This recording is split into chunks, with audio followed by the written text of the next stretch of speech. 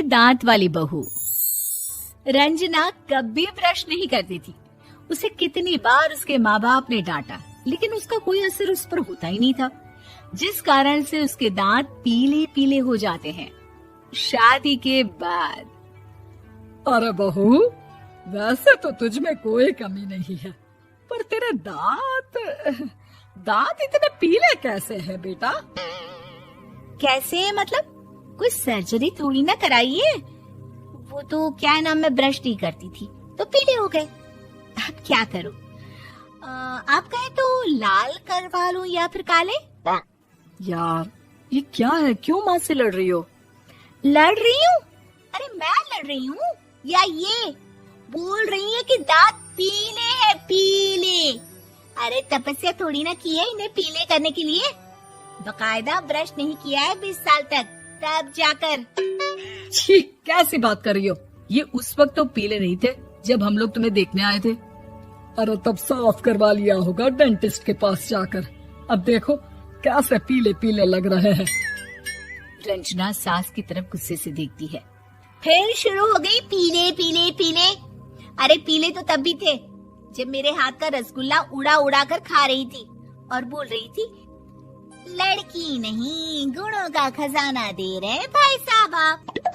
खैर, अब वो लोग करते भी तो क्या करते, पीले दांत वाली बहू पल्ले पड़ी थी तो झेलना तो था ही। एक दिन कीर्तन में रंजना गाना गा रही थी।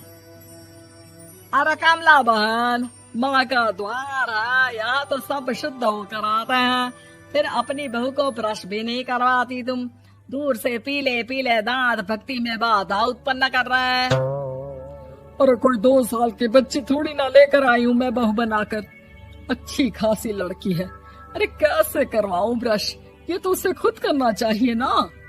अब माँ बाप तो इसके जैसे तैसे निपटा दिए, ये नहीं सोचा कि सास कैसे संभालेगी। सास बहू को लेकर घर आ जाती है, लेकिन सोच लेती है कि अब इसे लेकर कहीं नहीं जाएगी। अगले रोज बहू कहती है, अरे क्या हो गया, मंदिर नहीं जाना क्या? कीर्तन का वक्त हो रहा है। मेरी मधुर वाणी से कान्हा जी जागते हैं और सोते हैं। आप तो जानती है ना उनकी भक्ति में कितना मन लगता है मेरा। वो क्या है ना, तबीयत ठीक नहीं लग रही है मेरी, आराम करूंगी मैं। तबीयत ठीक नहीं लग रही? अभी तो मिथुन के गाने पर नाच रही थी आप, और आप बोल रही हैं कि तबीयत ठीक नहीं लग रही। अरे भक्ति में मन लगा लो सासू माँ, ऊपर जाना है, क्या मुंह दिखाओगी आप? हाँ? सास को बहू की बात पर गुस्सा आ जाता है। मैं क्या मुंह दिखाऊंगी, इसकी चिंता तो ना कर, समझी? अपने मुंह की चिंता कर, जो ये पीले पीले दांत लेकर हर जगह पहुंच जाती है। पता है लोग कितना मजाक बनाते हैं। ना जी ना, मैं नहीं जाना कहीं तेरे साथ। तो ये बात है, कोई ना, मत जाओ, मैं अपने कमरे में ही बैठकर भक्ति कर लूंगी। ऊपर वाला दांत थोड़ी ना देखता है, मन देखता है, भावना देखता है। और अरे बस बस, तू सब कुछ दिखा, बस ये सफेद चमकदार दांत ना दिखाना किसी को, है? जा यहाँ से। बहू को सास की बात का कोई फर्क नहीं पड़ता, वो तो जैसी थी वैसी ही रह जाती है। सुबह नहाकर किचन में खाना बनाना, फिर खाना खाना, कीर्तन भजन करना और सो जाना। एक दिन, माँ जी मैं सहेली के घर जा रही हूँ, शाम को लेट आऊंगी। हाँ हाँ तो जाना, मैंने कौन सा तेरी आरती करनी है घर पर बैठकर। रंजना सहेली के घर जाती है, जहाँ वो पार्टी में जाने की तैयारी कर रही होती है। अरे शिखा, कहाँ जाने की तैयारी कर रही है? मैं गलत वक्त पर आ गई क्या? अरे नहीं यार, उल्टा सही वक्त पर आई है। मैंने ये साड़ी और ज्वेलरी निकाली है यार, शाम को इनके ऑफिस की एक पार्टी में जाना है। बताना कैसा लग रहा है ये सब? नहीं यार, इस ड्रेस के साथ तो वो वाली ज्वेलरी अच्छी लगेगी। हाँ हाँ सही बोल रही है, मैंने ध्यान ही नहीं दिया। वैसे तो हमेशा से मस्त फैशन सेंस रखती है। तो बड़ा जाती होगी ना पति के साथ पार्टी में। रंजना कुछ नहीं बोलती, बस सोचती है कि यार काश ये बात सही हो जाती, पर मैं क्यों नहीं जाती पार्टी में? क्या इन लोगों की कोई पार्टी होती नहीं होगी? रंजना घर आती है और रात में पति से सवाल करती है, एक बात बताइए, आप मुझे किसी पार्टी में क्यों नहीं ले जाते? क्या आपके यहाँ ऑफिस में पार्टी नहीं होती? पति बेचारा क्या कहता कि दांत पीले हैं तुम्हारे इसलिए। अरे कोई पार्टी होती नहीं हम लोगों के ऑफिस में, तो कहाँ से लेकर जाऊं? और मार्केट, मॉल, कहीं वीकेंड घूमना, कहीं तो। अरे यार, सारे हफ्ते में एक छुट्टी मिलती है, तो सोचता हूँ कि आराम ही कर लूं। क्यों? रंजना मन मार के रह जाती है।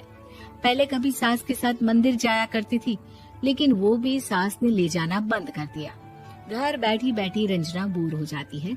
तभी उसे आइडिया आता है और वो मायके जाने का सोचती है। सासू माँ, 2 दिनों के लिए मम्मी के घर जा रही हूँ। अच्छा ठीक है, आराम से जा। और हाँ, माँ से कुछ अच्छी आदत सीख कर आना कि कैसे शरीर के हर भाग की तरह दांतों की सफाई भी जरूरी होती है, समझी? शुरू हो गई ना आप। वो लोग आपकी तरह नहीं है कि छोटी छोटी बात का बतंगड़ बना दे। उन लोगों के लिए मैं मायने रखती हूँ, ना कि मेरे पीले पीले दांत। रंजना माँ को बिना बताए उन लोगों को सरप्राइज देती है, लेकिन जैसे ही वो दरवाजे पर पहुँचती है, अंदर देखती है कि घर वाले कहीं जा रहे होते हैं। अब माँ, काश रंजना दीदी के दांतों वाली प्रॉब्लम नहीं होती, तो वो भी हम लोगों के साथ चलती ना बुआ जी की बेटी की शादी में। हाँ बेटा, लेकिन अब उसे कौन समझाए कि उसको उसके पीले दांत नहीं दिखते, लेकिन उसके आसपास के लोगों को कितना एम्बैरेसिंग फील कराते हैं। मुझे तो कितनी बार उसके स्कूल की टीचर ने शिकायत की कि उसके साथ कोई लड़की बैठना भी नहीं चाहती, और ना ही कॉलेज में कोई उससे बात करना चाहता था। लेकिन पता नहीं क्यों उसे ये बात समझ में ही नहीं आती। कोई कमी नहीं है उस लड़की में, बस यही कि दांत पीले हैं। वो तो भला हो जीजाजी और उनकी माँ का, जो दीदी को जैसी है वैसे ही रखा हुआ है। रंजना को अपने घर वालों की बात सुनकर बहुत दुख होता है। वो सोचती है कि वो क्या करे, लेकिन फिर वो सीधा डेंटिस्ट के पास जाती है, अपने दांत चमकाती है और कसम खाती है कि वो रोज ब्रश करेगी। अरे क्या हो गया? तुम तो 2 दिनों के लिए गई थी ना, पर कोई ना, अच्छा है, चलो आ गई तो। रंजना सास के सामने आकर खड़ी हो जाती है और पूरी स्माइल करती है, उसके चमकदार दांतों को दिखाती हुई। चले मंदिर।